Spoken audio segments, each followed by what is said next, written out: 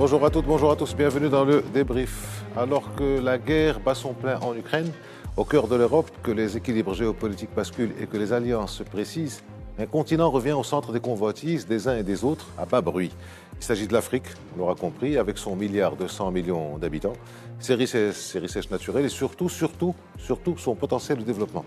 L'Afrique en est consciente et de sommet en sommet, de réunion en réunion, le continent essaie de s'organiser pour faire face à ces convoitises des temps modernes, avec toutes les grandes moyennes puissances qui viennent, qui organisent des rencontres au plus haut niveau et entreprendre de prendre chacune une part de ce gâteau qui s'annonce juteux. Mais malheureusement, les dissensions existent toujours et certains pays en profitent, malgré les tentatives de l'Union africaine de mettre un frein aux entreprises de déstabilisation. Par ailleurs, on fera aussi un focus sur la France, ex-puissance coloniale qui a dominé un siècle durant une grande partie du continent et qui, malmenée, bousculée, essaie de s'y maintenir d'une autre manière que celle d'avant, ou du moins, c'est ce qu'elle dit par la voix de son président Emmanuel Macron, qui effectue une tournée en plein cœur de l'Afrique centrale et australe, en dehors même de son ancien précaré, une expression dont il se défend par ailleurs. Nous reviendrons donc avec nos invités sur les enjeux économiques du continent, et sur le dernier sommet de l'Union africaine et sur cette nouvelle approche française, ou du moins présentée comme telle. Moustapha Sahimi, vous êtes professeur de droit et politologue. Bonjour, merci d'être avec nous. Bonsoir. Hicham Hafid, vous êtes économiste et vous êtes enseignant à l'université Mohamed V de Rabat et spécialiste de l'Afrique. Bonsoir et merci d'être avec nous. Merci. Alors, on commence comme d'habitude par planter le décor. Donc, une question groupée pour vous deux. Je commence avec vous, par vous, Moustapha Sahimi. Donc, il y a eu ces derniers jours le 36e sommet de l'Union africaine. Rapidement et globalement, quelles sont les principales conclusions qui ont été tirées, selon vous, de votre point de vue? Il y a d'abord le poids et l'importance des questions qui étaient à l'ordre du jour. Lesquelles? Question de la sécurité alimentaire, du fait de l'impact du conflit Ukraine-Russie.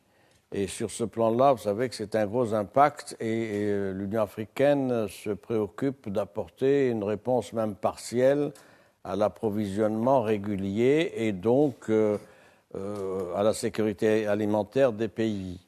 Deuxième élément important à l'ordre du jour, c'est évidemment les questions climatiques.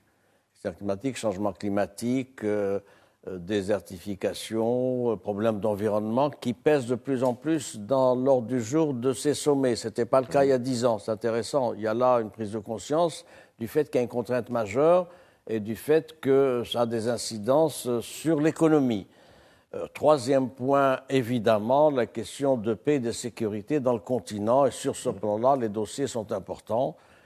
Quelles sont les réponses qui ont été apportées? On va peut-être y revenir. Mais il est bien évident qu'il y a une grosse problématique de paix, de sécurité, de stabilité dans un certain nombre de régions du continent. Et je ne suis pas sûr que ce sommet, 36e sommet, apportait les réponses appropriées. Hicham Hafid, les conclusions de ce sommet? En quoi il a différé des autres, finalement, à part, bien entendu, le changement de président, mais ça, c'est comme pour les autres sommets, il y a toujours un changement de président. Oui, exactement. Si nous regardons d'abord le contexte dans lequel s'est tenu ce sommet, 36e sommet, c'est qu'il s'est tenu dans un contexte mondial incertain et instable, marqué bien évidemment par 3 chocs importants. Le premier choc, c'est la Covid-19. Deuxième choc, c'est le changement climatique, comme il a dit le professeur Sahimi. Troisième choc, c'est le conflit géopolitique. Et ces 3 chocs ont mis l'Afrique devant des défis extrêmement importants. Le premier défi, c'est le défi alimentaire, au niveau de la sécurité alimentaire. Défi de financement, également un défi énergétique. Ces défis, bien sûr, qui ont été créés et reproduits par la déstabilisation des chaînes d'approvisionnement et par également la crise à l'étranger. Par exemple, si nous regardons les aides publiques au développement, dès qu'il y a une crise à l'étranger, ça ferme le robinet vis-à-vis des pays africains, parce que 33 pays africains vivent sur les aides publiques au développement. Ça, c'est important. Donc, à ces 3 défis s'ajoute également l'instabilité politique et sociale dans certains pays en Afrique de l'Ouest et en Afrique du Nord, la Libye, le Sahel et également en Afrique de l'Ouest. Et également, les 2 principales questions qui ont été thématiques, qui ont été évoquées dans ce sommet, c'est paix, sécurité et le développement. Et quand on parle de développement, il y a le problème du financement, je viens de l'évoquer, Et il y a également le problème de la mise en place effective de la ZLECAf, l'accélération de la ZLECAf. Peut-être qu'on aura le temps d'y revenir. Alors, donc, vous parliez, Hicham Hafid, de la Libye. Mustafa Sahimi, justement, l'Union africaine dit qu'elle annonce travailler l'organisation d'une conférence de réconciliation de la Libye ou pour la Libye. Est-ce que c'est pas tard? Est-ce que c'est pas trop tard? Il y a eu beaucoup de réunions, de conférences un peu partout sur la Libye. Il y a eu des élections qui étaient prévues, qui ne se sont pas tenues. Qu'est-ce que vous pensez de cette décision de l'Union africaine? Est-ce que ça va vraiment aboutir à quelque chose ou... Évidemment, sur la Libye, c'est un gros dossier qui est posé sur la scène régionale et sur la scène continentale. Pourquoi? Parce que c'est une situation qui n'est pas maîtrisée et les pistes de solution sont tout à fait aléatoires. Quelle est la situation? C'est un pays fracturé, divisé avec 2 gouvernements et 2 parlements, l'un à Tripoli et l'autre à Sirte, avec donc notamment pour ce qui est de Sirte le poids important du maréchal Haftar. Ça, c'est le premier élément. Le deuxième élément, ce sont des interférences majeures qu'il y a dans la conduite des acteurs locaux. Gouvernement de Tripoli, gouvernement de Sirte. Alors, ces acteurs, c'est qui? C'est essentiellement la Turquie, la Russie, l'Égypte, il faut le dire, un peu l'Union européenne. Très peu l'Union européenne. Très peu l'Union européenne. La France qui est en veille malgré tout, pour un certain nombre de raisons. Les États-Unis, je n'oublie pas l'Algérie. L'Algérie considère qu'évidemment, il y a une frontière de 900 km avec la Libye. Alors, c'est une bonne chose que l'Union africaine prenne en main ce dossier. Tant mieux. Et d'ailleurs, il y a eu des réunions préparatoires avant ce sommet d'Addis Abeba, une première réunion, une deuxième réunion préparatoire pour essayer de cadrer les éléments de solution. Et il y a un comité de haut niveau qui a été nommé, vous le savez, donc présidé par le président Denis Sassou Nguesso, qui s'est réuni. Et il s'agit de prendre des initiatives pour faire quoi? Pour une opération de réconciliation nationale. Question: réconciliation nationale sur quoi? Entre qui et qui? Pour l'heure, les deux parties que j'ai évoquées ne sont pas dans une situation de normalisation et de dialogue. Donc tout ça, finalement, ça ne donne pas grand-chose. Il y a aussi le fait que un agenda, vous avez fait référence, un double agenda a été prévu pour la fin 2021, un scrutin législatif et un scrutin présidentiel. Ça a été reporté, ça n'a pas pu se tenir. Et puis, ce qui est demandé maintenant dans la résolution qui a été adoptée par le sommet de l'UA, c'est, le principe de la réconciliation nationale, dialogue entre toutes les parties.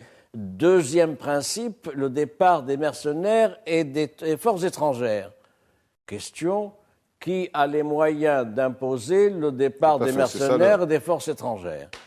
Donc nous en sommes là, et ça fait partie évidemment des dossiers qui pèsent beaucoup sur le climat de paix, de sécurité et de stabilité en Afrique, et ça témoigne aussi de la difficulté pour l'Union africaine d'imposer quoi que ce soit.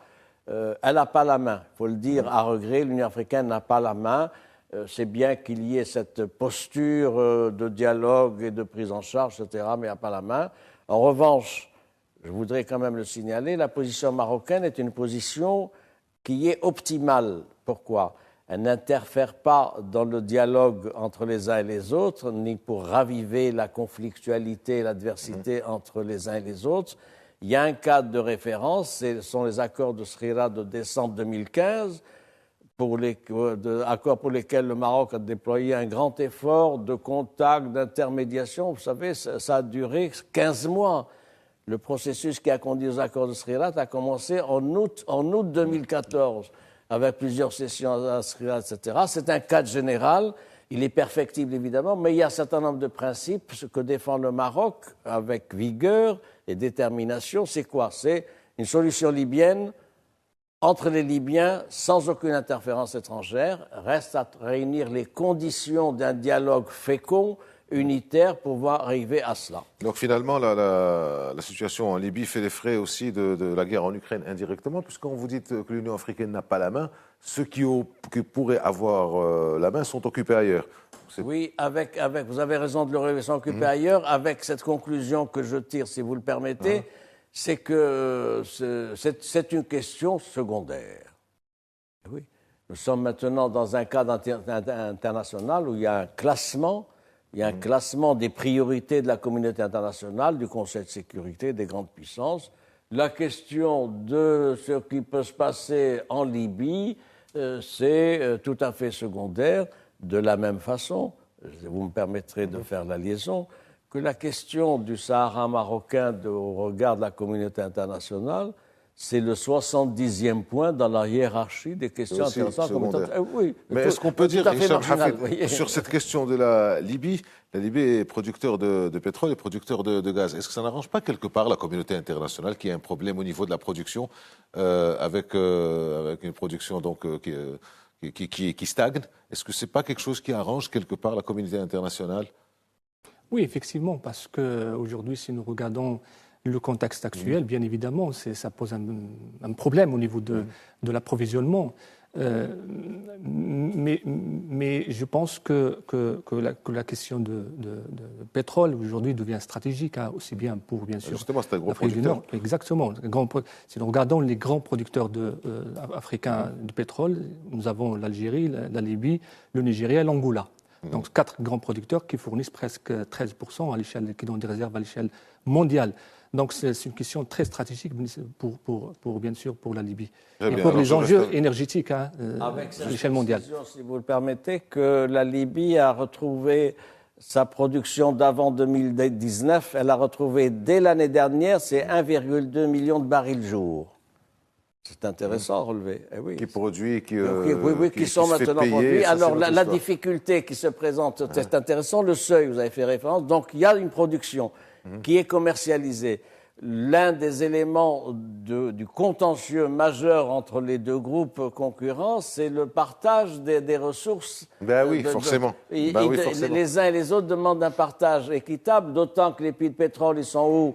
Ils sont à l'est de la Libye, ils ne sont pas à l'ouest, c'est-à-dire du côté de la zone occupée par le maréchal Haftar et les siens. Revenons donc un peu à notre Union africaine avec vous, Hicham Hafid. Alors l'un des objectifs majeurs, c'était aussi la mise en place de la fameuse zone de libre-échange continentale, la fameuse ZLECAf ou ZLECA, ça dépend de comment on l'appelle. Alors où on en est après ce projet qui a quand même quelques années? Où c'est qu'on en est arrivé de cette union commerciale ou douanière?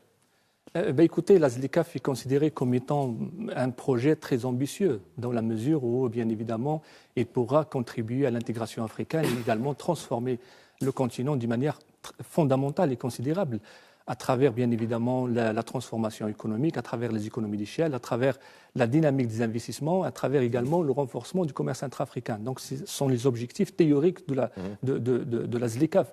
Aujourd'hui, le projet, même le FMI, le Fonds monétaire international, a fait une étude en 2018 en prétendant qu'en 2022, il va y avoir une augmentation du commerce intra-africain de 53%. Aujourd'hui, presque 24 mois après la mise en place effective en 2021, rien n'a été signalé. Le pourcentage du commerce intra-africain est le même, aux alentours de 14 à 15%. Donc, ce qui veut dire que l'accélération, c'est une très bonne chose, c'est un projet très intéressant, mais la priorité doit être d'abord accordée au renforcement des capacités productives des pays africains et également à la diversification économique. Si nous regardons aujourd'hui, faire les échanges, il faut avoir de quoi échanger déjà. Effectivement, les capacités sur le plan industriel, aujourd'hui, nous avons bien sûr 77% des exportations d'hydrocarbures sont destinées vers le reste du monde en provenance des pays africains. Donc une forte concentration sur l'exportation de matières premières et une forte concentration sur l'importation des produits manufacturés. Ça, c'est très intéressant. Deuxième chose également, c'est au niveau de la diversification économique, au niveau également des infrastructures. Si nous regardons, par exemple, aujourd'hui, la reconstruction ou l'entretien des infrastructures demande des financements colossaux. Et aujourd'hui, actuellement, l'Afrique n'a pas les moyens essentiels pour financer les infrastructures. Troisième point important, c'est au niveau de l'harmonisation. L'harmonisation entre les objectifs de l'Union africaine qui s'inscrivent dans l'agenda 2063, mais aussi les objectifs des communautés économiques régionales. Donc il y a une sorte de divergence quant aux objectifs d'intégration africaine et ainsi de suite. Il y a un problème d'harmonisation, un problème d'harmonisation aujourd'hui même au niveau des systèmes de paiement. Donc on veut échanger, renforcer le commerce intra-africain, mais on a des systèmes de paiement qui sont très complexes. Par exemple, si vous voulez renforcer le commerce intra-africain, ça nécessite souvent l'intervention d'un tiers financeur, par exemple, un tiers financeur au niveau de règlement de la comptabilité du système de financement, même s'il s'agit bien sûr des pays voisins. Donc, il y a énormément de choses à faire, de chantiers à faire, à entamer avant d'arriver à l'accélération de la mise en place de la ZLECAf. Justement, une seconde. Oui, Moustapha Sahimi, je reviens à vous pour justement toujours cette question de ZLECAf. Sur ce plan-là, sur cette zone africaine, c'est intéressant d'observer que le commerce intra-maghrébin ou intermaghrébin, c'est 3%. On a 3%. Le commerce des pays de la CEDEAO, c'est 18%. Le commerce des pays de l'Afrique australe, c'est 22-23%. Le commerce africain, de manière générale, c'est 15%. Alors, c'est bien d'avoir une zone de libre-échange avec un certain nombre d'objectifs, mais il y a de gros problèmes qui ne sont pas réglés, qui ont été évoqués par mon collègue ici présent. Problème d'abord de l'abaissement, du respect de l'agenda quant à la réduction des droits de douane. C'est technique, c'est-à-dire c'est bien les discours d'Addis Abeba, la zone de libre-échange, facteur de progrès, de développement, etc., mais il y a des dossiers qu'il faut régler. Question de douane, il était prévu dans le texte constitutif de départ des droits de douane de 5% et de 10%. 5% pour des pays ayant un certain niveau de développement et 10% donc pour protéger les économies de pays donc moins bien lotis que les autres. Ça, c'est un premier problème. Deuxième point, les questions d'harmonisation couvrant des dossiers immenses, la fiscalité, la détermination des règles d'origine, les conditions de financement, le régime des investissements. Est-ce que le régime des investissements au Maroc est celui de la Somalie ou celui de l'Ouganda? Donc autant de problématiques. Et ce travail-là n'est pas fait. Et c'est pour ça qu'il y a un différentiel que je note entre, d'un côté, le discours officiel unitaire pour la zone de libre-échange, qui est partagé dans les différents sommets que vous avez évoqués, et la traduction de ces professions de foi en mesure pratique. Et pour l'instant, vous avez devancé ma question, ma deuxième question sur le même sujet à Hicham. Est-ce qu'il n'aurait pas été, au lieu de faire toute une ZLECAf, une zone sur les 54 pays de l'Union africaine, est-ce qu'il n'aurait pas été plus simple de passer à travers les différentes organisations régionales? Il y en a 8. Vous le dites bien, si bien l'humain ne fonctionne pas, on le sait, mais est-ce qu'il n'aurait pas été un peu plus maîtrisable de passer par d'abord faire une convergence au niveau des organisations régionales avant de relier le tout? Est-ce que ça n'aurait pas été faisable? C'était ça l'objectif c'est-à-dire du traité de... Pourquoi ça n'a pas été fait? Parce qu'il y a énormément, comme vient de souligner le professeur Sahimi, il y a énormément de barrières et de contraintes. Regardons par exemple... Si nous regardons les 8 communautés économiques régionales en Afrique, ils sont marqués par un chevauchement de pays. Il y a certains pays qui font partie de plusieurs communautés économiques régionales. Et ça pose un problème au niveau de la contribution financière. Par exemple, si on prend le Kenya, il fait partie de 3 ou 4 communautés économiques régionales, l'Éthiopie. Donc il y a un problème de chevauchement. Ce problème de chevauchement pose réellement le problème de financement. Il y a également la question de méfiance. Un pays qui fait partie d'aucun, enfin la Mauritanie, mais bon, relève de l'humain, mais bon, c'est pas... Oui, il y a également le problème d'asymétrie de pays. Donc, quand on voit, par exemple, l'hégémonie de certains pays, par exemple, la SADC, par exemple, il y a l'Afrique du Sud qui domine tous les autres pays de la communauté. Il y a aussi l'asymétrie de pays, par exemple, de taille. nous regardons aujourd'hui, si nous regardons par exemple les statistiques, 33 pays font partie des pays les moins avancés, avec un revenu bien sûr très, très faible, un revenu par habitant très faible, et également l'enclavement. Donc tous ces pays auront des problèmes au niveau de facilitation du commerce. Il y a aussi la pression, l'emprise de certaines entreprises étrangères qui ne veulent pas, bien sûr, qui ne veulent pas que cette zone de libre-échange soit concrétisée parce qu'ils touchent leurs intérêts économiques et leurs intérêts propres. Il y a également la pression de la société civile. Il y a également l'ego de certains pays, par exemple au niveau de la libre circulation de personnes. Le Nigeria, il ne veut pas, presque 200 millions d'habitants, il ne veut pas faire, c'est-à-dire il ne veut pas faire abolir ou faciliter la mobilité des citoyens pour pouvoir, parce qu'il y a un problème de la migration, la mobilité des personnes. Il y a aussi le problème du financement, parce que certains pays qui sont faiblement développés, ils comptent sur les ressources douanières pour financer leur développement. Donc, quand on a l'abolition totale, voire graduelle totale des droits de douane, donc ça, bien sûr, ça réduit la marge des recettes financières de certains pays.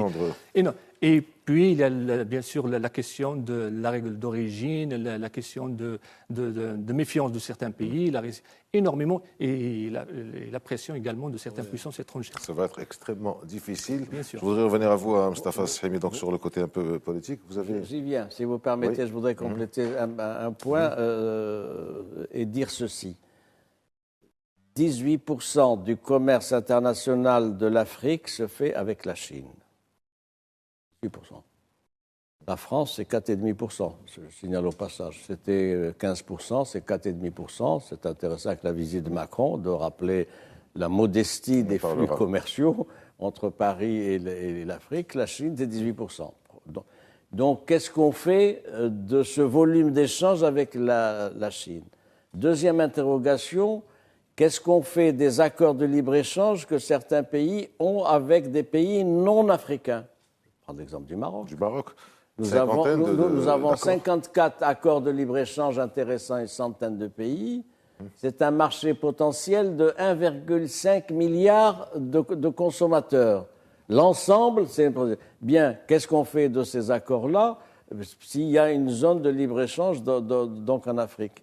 Dernier point, peut-être, c'est bien qu'il y ait cet objectif ambitieux d'une zone de libre-échange. Pourquoi? Ça donne un horizon à un monde économique, ça donne un horizon à la jeunesse. C'est-à-dire qu'ils savent qu'en 2030, 2040, il y aura une zone, etc. Mais la difficulté est celle-ci. Comment éviter, comment construire cette grande entreprise d'une zone de libre-échange au moment où, en même temps, il n'y a pas la circulation des personnes? Et c'est ça le danger, c'est-à-dire qu'il y ait une totale liberté pour ce qui est des échanges, donc pour le business et les affaires, les investissements, les services, mais qu'il n'y ait pas une liberté de circulation entre les personnes. C'est le problème que nous avons dans les accords que nous avons avec l'Union européenne, par exemple, partenariat privilégié, d'exception, vous connaissez toute la litanie. La littérature diplomatique, etc. Mais en même temps, il y a toutes les mesures restrictives quant à la liberté de circulation des personnes. C'est cet écueil-là qu'il faudra que l'on arrive à surmonter si l'on veut vraiment offrir à la jeunesse africaine et aux Africains ce que j'appelle un horizon d'avenir mobilisateur. Alors dans ce cas, comment ça se fait qu'on a lancé il y a 2 ans cette fameuse ZLECAf? Est-ce que personne n'a réfléchi à tous ces éléments qui sont des éléments bloquants, des éléments, que ce soit le financement, que ce soit la convergence, que ce soit la mobilité, que ce soit la symétrie qu'il y a entre différents... Est-ce qu'on peut vraiment penser qu'un jour elle pourrait être mise en place? Bon, je ne sais pas, on ne va pas spéculer parce que la réponse est très difficile. On va passer donc à la dette avec vous, Hicham Hafid, mais je vois l'heure qui tourne. On se retrouve dans quelques instants après la pause.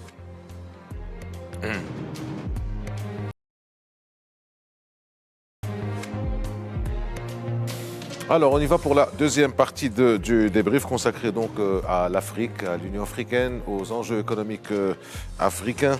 à cette visite aussi d'Emmanuel Macron en Afrique centrale. Juste avant la pause, Hicham Hafid, je vous parlais de cette question de dette. Alors, le nouveau président de l'Union africaine a élu donc la Commission un nouveau président à la place du Sénégalais Macky Sall, c'est le Comorien Azali Assoumani, qui a parlé donc d'une annulation de la dette de l'Afrique qui est évaluée à 1070 milliards de dollars et de mettre un cadre commun pour le règlement de la dette. Ça n'a pas l'air d'être très réaliste, mais est-ce qu'il ne serait pas plus réaliste de retrancher, vous en parlez tout à l'heure, des 33 pays qui ont des difficultés, on va dire les choses comme ça, est-ce que ce ne serait pas plus réaliste de retrancher donc de ces 10 milliards, les 750 milliards qui sont détenus de dettes, qui sont détenus par les 10 premières économies du continent, et laisser le reste, c'est-à-dire à peu près 250, 280 milliards, et essayer de faire en sorte pour qu'elles soient annulées. Est-ce que ce ne serait pas plus réaliste de demander ça ?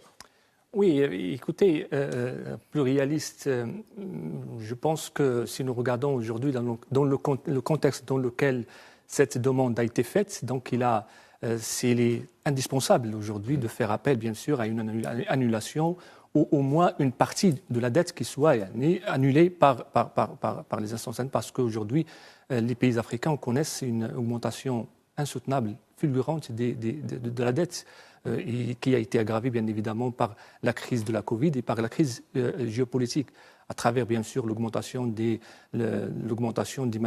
prix des matières premières et ainsi de suite. Si nous regardons les chiffres, la dette de l'Afrique a augmenté de 33%. Le ratio moyen d'endettement a augmenté de 33% en 2010 à aujourd'hui 57% en 2020. Donc c'est un ratio extrêmement important. Et c'est pour maintenant l'annulation, est-ce qu'elle est possible ? Je pourrais dire que oui et non. Oui et non.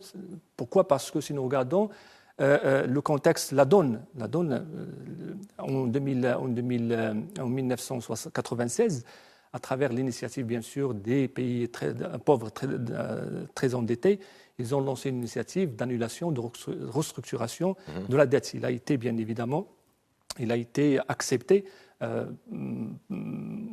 pour, bien évidemment, reconstruire, échelonner la dette. Mais aujourd'hui, la donne a changé. Pourquoi ? Parce que si nous regardons dans les années 90, la question de la dette, la résolution de la dette a été dans les mains des instances internationales, à savoir le Fonds monétaire international, la Banque mondiale et ainsi de suite. Aujourd'hui, il y a une diversification des créanciers. Donc aujourd'hui, la donne ne pourra pas la changer du fait qu'aujourd'hui, il y a plusieurs créanciers, les créanciers publics et les créanciers également privés. Les créanciers privés, par exemple, ils défendent l'épargne de leurs investisseurs privés. Donc, ils ne pourront pas.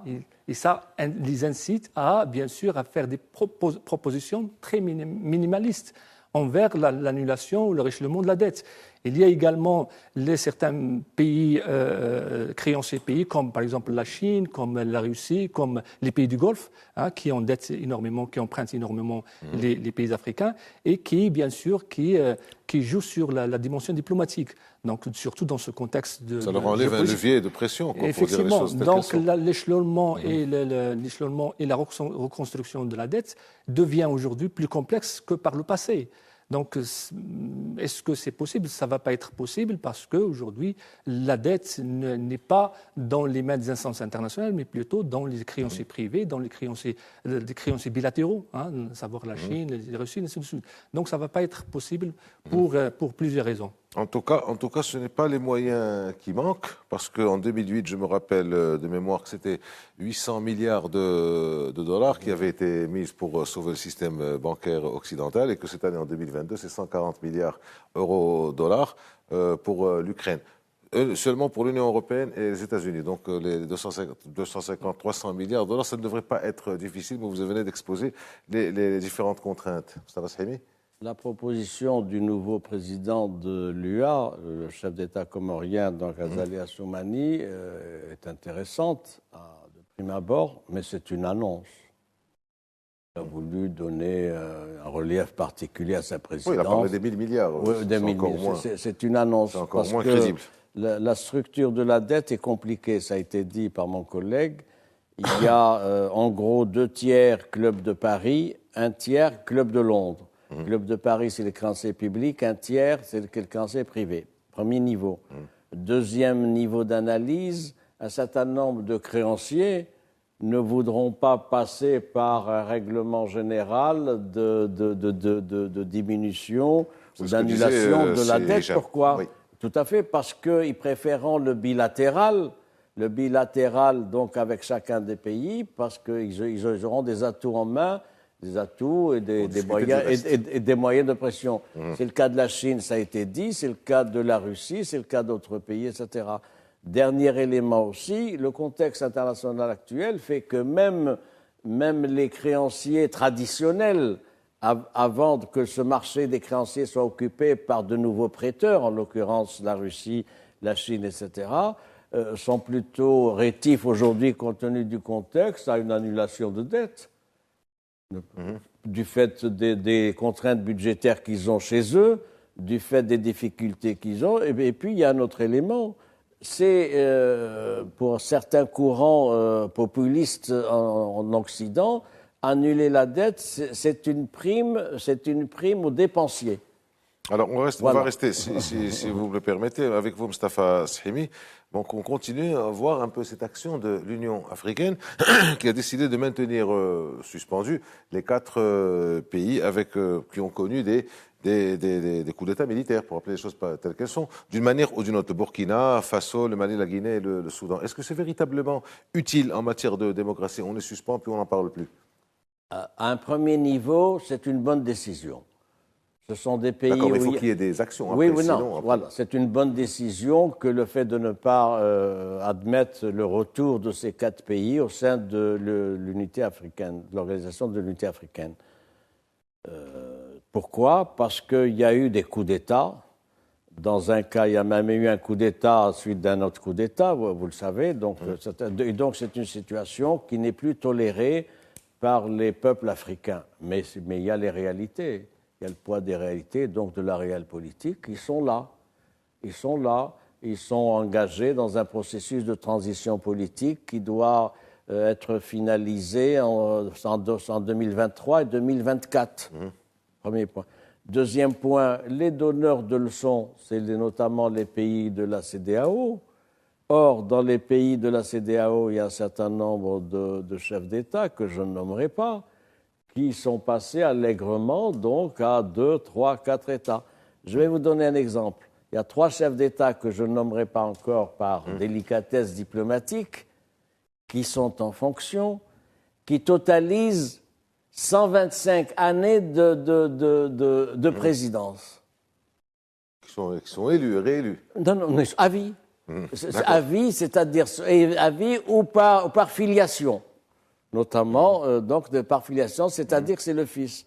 Donc voilà quand même 125. J'ai calculé, j'ai le chiffre, c'est 125. Il y a 3 pays, pour des raisons que vous comprendrez, je ne les nomme pas, mais 125 pays où c'est le père, ensuite c'est le fils, etc.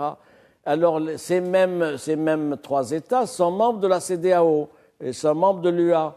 Alors évidemment, ils sont malvenus pour donner des leçons de respect de principes démocratiques. C'est bien pour ça que j'ai posé la question, est-ce que c'est véritablement utile? Surtout que vous avez dit que ces pays-là, que j'ai nommés, moi, le Burkina Faso, le Mali, la Guinée, sont en transition, sont dans un processus institutionnel. Je rejoins votre préoccupation et je vais vous dire pourquoi. La meilleure idée, peut-être la meilleure formule, ça aurait été de corseter davantage le processus de la transition politique et démocratique en disant vous serez admis si ce cahier de charge est respecté, c'est-à-dire l'agenda, le processus démocratique, la transparence, les élections. Et l'observation des élections par des éléments notamment de l'Union africaine. Alors on avance, Hicham Hafid. Alors je ne vous apprends rien, j'apprends rien à personne d'ailleurs en disant que le continent est gorgé de ressources naturelles de toute nature, l'énergie, les métaux, les terres rares. Et il y a cette idée, donc on connaît depuis le temps qu'on parle de détérioration de termes de l'échange. Pourquoi il n'y a pas une idée sur la mutualisation de l'exploitation de ces ressources de manière à ne pas exporter la matière brute? Ça a été dit d'ailleurs dernièrement par le président ivoirien Alassane Ouattara. Pourquoi ne pas transformer, et si on ne sait pas transformer, mutualiser et donc mettre ça en commun de manière à pouvoir créer plus de richesses? Est-ce que c'est une idée qui circule? Est-ce que c'est une idée qui est là? Oui, mais bien sûr, l'idée est très intéressante, mais il manque la volonté politique, il manque bien sûr la vision et aussi les valeurs. Si nous regardons, par exemple, si on recense un peu les ressources naturelles, le continent africain, c'est parmi les continents qui regorgent d'énormes ressources naturelles et diverses, c'est avec une diversité extrêmement importante. Vous avez les ressources halieutiques, les ressources minérales, le pétrole, les ressources hydriques, les terres arables, la jeunesse, énormément de ressources naturelles qui, bien sûr, qui peuvent transformer le continent africain d'une manière extraordinaire. Mais malheureusement, certains facteurs qui bloquent cette transformation de ressources naturelles, à savoir la gouvernance, on pourra parler de la malgouvernance des ressources naturelles, il y a aussi l'origine coloniale, qui est très intéressant dans cette malédiction des ressources naturelles. Et il y a aussi le positionnement géographique. Et là, on pourra donner des exemples, soit certains des pays, ou des exemples des communautés économiques régionales.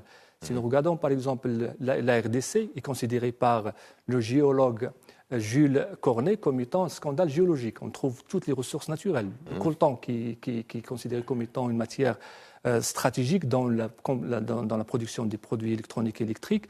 Il y a également le cobalt, il y a l'or, le diamant, énormément. Et aussi, la RDC est considérée comme étant le pays le plus pauvre au monde, parmi les pays les plus pauvres au monde, en termes de gouvernance économique, en termes de gouvernance politique, en termes de corruption, et ainsi de suite. Donc voilà un peu un exemple de la malgouvernance. En revanche, si nous regardons, le Botswana a bien profité de ses ressources naturelles, notamment le diamant. Aujourd'hui, c'est le deuxième producteur de diamant, malgré, bien sûr, certains... Transforme, malgré, bien sûr, certains problèmes de santé, de VIH, notamment de VIH, qui totalise un pourcentage extrêmement important, et des dépenses énormes en termes de santé. Le pays est bien classé en termes de gouvernance économique, en de gouvernance politique, et ainsi de suite. Je prends un autre exemple, c'est de l'île Maurice. L'île Maurice, c'est un pays qui est dépourvu des ressources naturelles et pourtant, on trouve que le pays est très avancé en termes de transfert technologique, en termes de formation, d'enseignement supérieur, gouvernance économique, et ainsi de suite. Et si nous prenons par exemple... la malédiction des ressources naturelles, plus on a de effectivement, ressources, c'est l'origine coloniale. Deuxième facteur, c'est au niveau de l'origine coloniale. Dès qu'on trouve donc, le Botswana, pourquoi il a réussi? Parce qu'il a été colonisé par les Britanniques lorsqu'ils sont partis.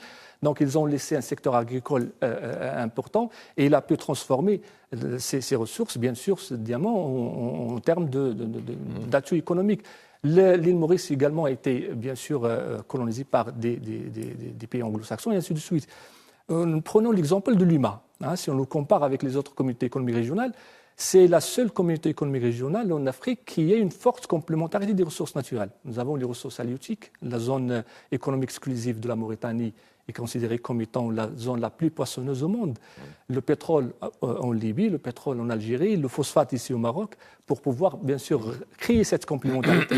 Et malheureusement, quand on voit bien sûr certains différents politiques ou une minorité des militaires en Algérie bloquent cette convertibilité, cette exploitation, valorisation des ressources naturelles qui servira à tout un peuple de presque plus de 200 millions d'habitants. Et ça, c'est vrai, c'est un véritable problème au niveau de...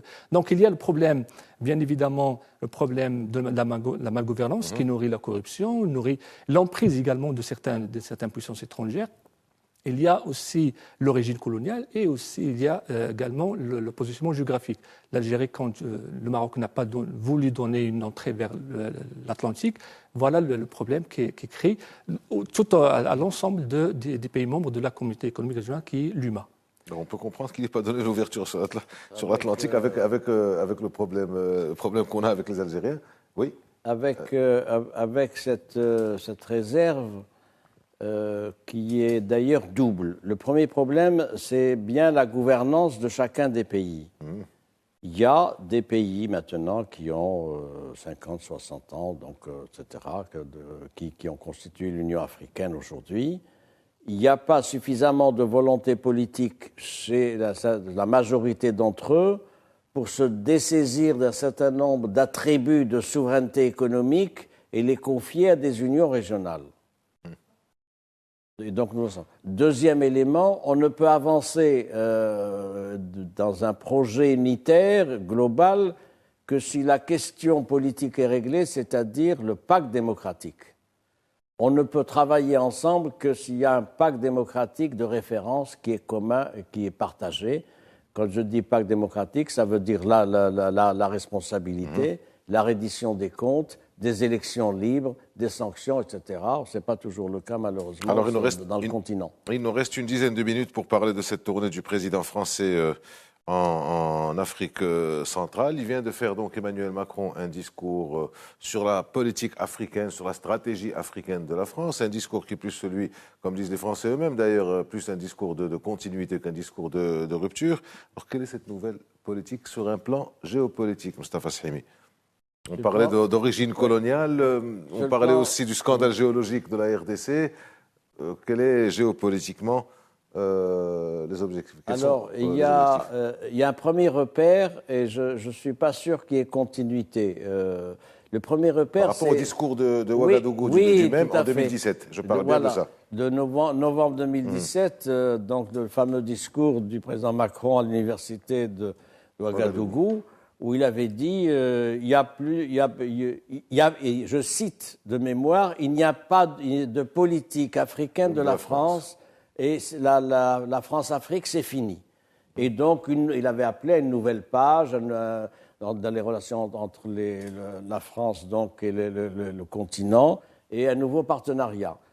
Il réitère cela différemment lors de sa conférence de presse de lundi que vous avez suivi, comme moi. Pourquoi? Ce qui m'a frappé, moi, c'est d'abord l'humilité. Je n'ai jamais vu un chef d'État français dire j'appréhende les problèmes de l'Afrique avec humilité. C'est bien la preuve que 5 ans après, ou 6 ans après, 5 ans et demi après le discours Ouagadougou, il y a le sentiment d'échec. Les choses n'ont pas avancé, puisqu'il en est là. Deuxièmement, il y a le déclassement de la France en Afrique occidentale en particulier, avec le retrait des militaires français, l'opération Barkhane, Mali, Tchad, tout ça, dans des conditions peu glorieuses. C'est quand même un pays qui est membre du Conseil de sécurité, c'est la 7e puissance économique dans le monde, avec donc un ultimatum donné pour quitter donc, et rapatrier les troupes militaires françaises au bout d'un mois. Vous m'accorderez que ce n'est pas un traitement préférentiel valorisant. Troisième point, la France prend conscience du fait que son espace d'influence se rétrécit du fait qu'il y a intervention d'un certain nombre de grandes puissances dans la région. On a parlé de la Chine, on a parlé de la Russie, on a parlé de la Turquie, et en particulier la présence militaire russe. Il a traité Wagner d'une organisation criminelle. Il l'a dit, c'est un chef d'État qui parle, etc. Donc tout le monde sait que Wagner, ce sont des éléments armés russes. Donc nous en sommes là. Et le fait que les parts de marché de la France se réduisent dans le continent, j'ai parlé tout à l'heure de 4,5% pour ce qui est des parts françaises marché, et puis le fait que la France n'a plus voix au chapitre sur quoi que ce soit. Elle n'est pas entendue sur la Libye, elle n'est pas entendue sur ce qui se passe en Tunisie, elle n'a pas la main sur ce qui se passe au Sahel, puisque de toute façon, elle n'est plus audible et que personne ne veut écouter ce que pourra dire le président français ou la France. Et donc, c'est une situation intéressante. Et puis, dernier élément qui va rester, c'est le sentiment anti-français de plus en plus vif chez les peuples de l'Afrique de l'Ouest, et ça, évidemment, ça laisse... On revient à cette question d'origine coloniale. Je reviens sur ce que vous avez dit sur la question de l'humilité. Parler d'humilité signifie qu'avant, en creux, où il n'y avait pas d'humilité. Quand le président Macron parle aux Australiens, par exemple, ou aux Américains, il ne dit pas on va parler avec humilité. Donc, ça veut dire déjà qu'il y a un constat d'échec. Alors, il part au Gabon, Hicham Hafid, Emmanuel Macron part au Gabon, au Congo, en RDC et en Angola. Quels sont les enjeux économiques? Parce qu'il y a de l'enjeu économique et il a dit clairement on assume les intérêts de la France qu'on défend de la même manière que les intérêts africains, etc. Donc, quels sont les intérêts de la France? Écoutez, moi je veux réagir sur la politique africaine de la France. Donc je pense qu'il s'inscrit dans la continuité. Pourquoi? Parce que si nous regardons le rapport publié en 2013 par Hubert Védrine et Lionel Zinzo et autres auteurs qui qui se base sur les 15 propositions. Donc, on le nomme le partenariat d'avenir, hein, France-Afrique d'avenir. Donc, aujourd'hui, et le discours aujourd'hui, si on compare entre le discours de 2017 et le discours d'aujourd'hui, donc il y a les mêmes concepts, sauf qu'il y a bien évidemment l'utilisation de nouveaux concepts qui peuvent bien sûr séduire certains pays africains. Donc, on parle de l'humilité. Et vis-à-vis au niveau de la politique étrangère, et on oublie l'humiliation de la diaspora africaine au sein de la France, notamment au niveau des débats de société ou des débats sociétaux sur l'immigration. Et les Africains sont très sensibles par rapport à ça. L'africanisation de la France, effectivement, l'africanisation, le grand remplacement, etc. Effectivement, ça c'est très dangereux. La diaspora africaine devient très sensible par rapport à ces discours. Donc il y a un manque de cohérence au niveau de la politique interne et de la politique étrangère. Donc il faudra qu'il y ait une coordination pour bien évidemment renforcer son positionnement en Afrique. L'Afrique aujourd'hui s'est réveillée. Il y a une diaspora africaine qui joue un rôle extrêmement important dans la prise de décision et dans le financement et le développement de certains pays africains. Nous pouvons citer l'exemple de l'Éthiopie. 45% ou presque 40% de financement du barrage de la Renaissance a été bien sûr financé par la diaspora éthiopienne.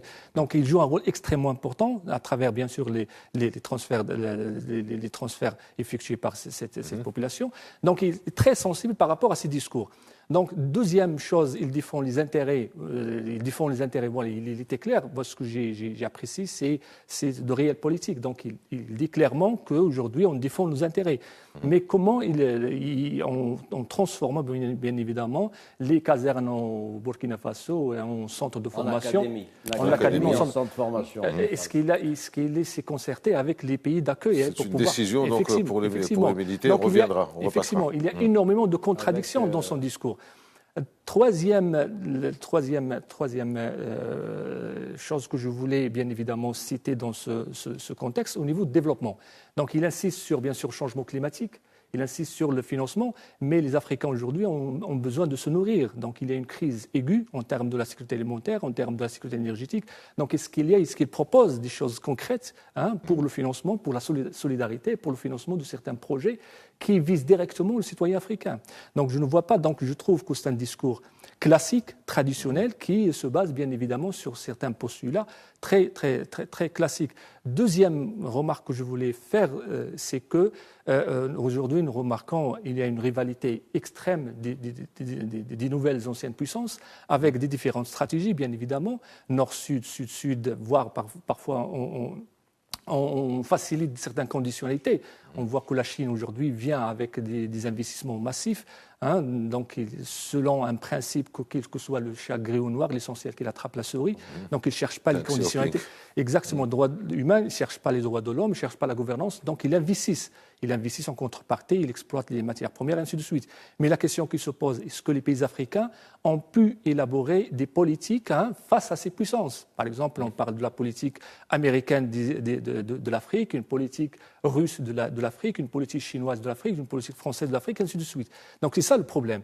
Donc, toutes ces puissances, bien sûr, sont dans une rivalité accrue et croissante, mais Ce que vous voulez dire, en fait, c'est que les Africains n'ont pas élaboré, n'ont pas établi une politique pour jouer les uns contre les autres, les Chinois contre les Américains, les Français contre les... Et in fine, bien sûr, donc, cette rivalité des puissances constitue à la fois une opportunité, parce qu'elle constitue, bien sûr, une sorte de diversification des moyens de financement, et en même temps une menace. Si on continue, si on n'arrive pas à parler à l'unisson. Donc, c'est très difficile, comme vous l'avez souligné, parce que l'Afrique, on ne parle pas d'une Afrique, on parle de plusieurs Afriques. C'est un continent qui est disparate, qui est contrasté, ainsi de suite. Donc, c'est difficile, bien sûr, de parler à l'unisson. Mais le plus important, c'est de faire confiance à l'Afrique et d'aller de l'avant pour pouvoir savoir négocier avec ces différentes puissances étrangères en Afrique. Je voudrais ajouter... pourquoi c'est difficile? Je doute bien de pourquoi c'est difficile pour plusieurs raisons. La première, c'est que le président Macron ne mesure pas, me semble-t-il, que l'Afrique s'est mondialisée. Nous avions un schéma d'articulation entre un certain nombre de puissances européennes, dont la France en Afrique occidentale, d'autres pays, etc. Maintenant, l'Afrique s'est mondialisée. À preuve le sommet États-Unis-Afrique qui s'est tenu en décembre dernier, qui témoigne donc du regain d'intérêt du continent pour les États-Unis avec une nouvelle stratégie. Les sommets Chine-Afrique, Japon-Afrique, Russie-Afrique, etc. C'est quand même intéressant, cette spécialisation qui se fait. Et qui se fait donc où chacune des puissances qui comptent dans le monde estime qu'elle doit avoir des traits particuliers quant à ses relations avec le continent. Deuxième élément qui joue dans ce sens pour ce qui est de la difficulté, il faut arriver à ce qu'il y ait une volonté commune et unitaire au niveau de l'Afrique. Et ça, c'est difficile parce que d'abord, ça implique beaucoup de volontarisme, ça implique une vision stratégique chez les dirigeants et ça implique que les intérêts régionaux des différents comités régionaux et organisations puissent être transcendés pour, en s'additionnant, donner une image unitaire et du volontarisme continental. Il nous reste une minute, une poignée de secondes. Est-ce qu'il n'y a pas une logique quelque part dans la démarche du président Macron? En juillet, il était au Bénin, au Cameroun et en Guinée-Bissau. Et là, il contourne, donc une forme de contournement du Sahel. Il passe en Afrique centrale et avec l'Angola. Est-ce qu'il n'y a pas un contournement finalement, un renoncement, si vous voulez, à cette région du Sahel où il y a un réel déclassement de la France? Oui, vous avez raison de le relever. Rapidement, il nous reste une minute. J'aimerais aussi... Sauf qu'il y a cette question. Qu'est-ce qu'il va proposer comme mesure concrète?